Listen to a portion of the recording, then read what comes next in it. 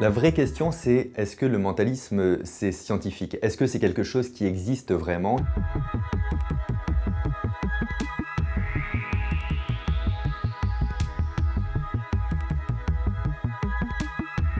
C'est impossible de lire dans les pensées des gens et c'est surtout impossible de déduire quelque chose de pas factuel, de pas simple. Jamais en regardant quelqu'un, je pourrais dire tu as mangé ça hier soir et tu penses à tel truc et tu penses à telle personne.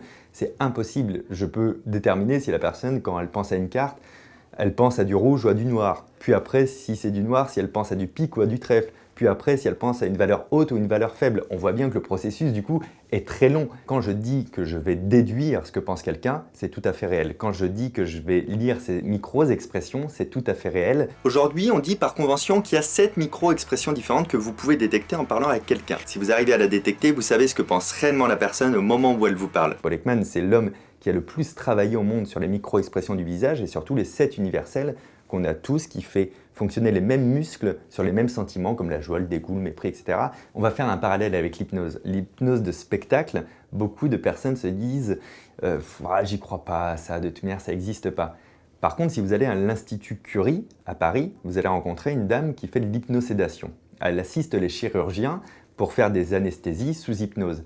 Et je peux vous assurer qu'à ce moment-là, les patients et les chirurgiens ne se disent pas il faut y croire ou pas. Ils savent que le procédé hypnotique et l'hypnothérapie existent et donc on ne se pose pas la question. C'est juste le divertissement qui fait qu'on a toujours le doute parce que dans le divertissement, on va aller vite, on va être très bluffant, on va prendre des raccourcis, on va vous cacher une partie du système pour que vous soyez bluffé justement. Sinon, c'est comme un magicien qui vous fait un tour de cartes en vous expliquant comment fonctionne le tour. Ça enlève quand même du bluff. Dans mon mentalisme pour bluffer, par exemple, je vais utiliser de la psychologie, de l'influence, de la déduction, de la mémoire, du calcul rapide et de la prestidigitation.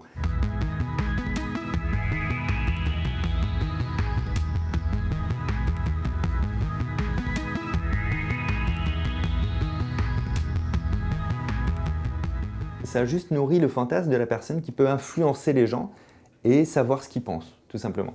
Donc, nous, notre travail après, derrière, c'est non pas de rejeter ce fantasme, parce que c'est pas le bon, évidemment, il est trop parfait, il est trop fort, il est trop rapide dans la série, mais de s'appuyer dessus pour dire, voilà, ça c'est la télévision, c'est un film, c'est une série, et voilà ce que c'est la réalité, voilà ce qu'il en découle. On est tous mentalistes, hein, en fait, en réalité, encore une fois, ça reste qu'une étiquette, mais vous utilisez tous votre cerveau quotidiennement.